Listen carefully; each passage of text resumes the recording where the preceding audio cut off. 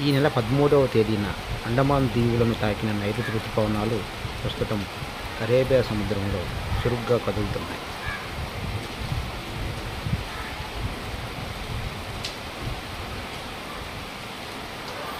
నైరుతి రుతుపవనాలు 9 రోజుల ముందుగానే రేపటి రోజున మే నెల 22వ తేదీన కేరళ తీరాన్ని తాకనున్నాయి.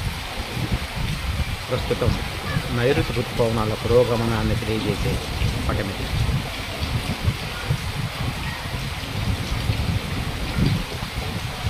ప్రస్తుతం అరేబియా సముద్రం నుండి బంగాళాఖాతం వరకు ద్వీపకల్ప దక్షిణ ప్రాంతం మీద విస్తరించిన ద్రోణి ప్రభావంతో ఈ ప్రాంతంలో అనేక చోట్ల భారీ వర్షాలు కురుస్తున్నాయి.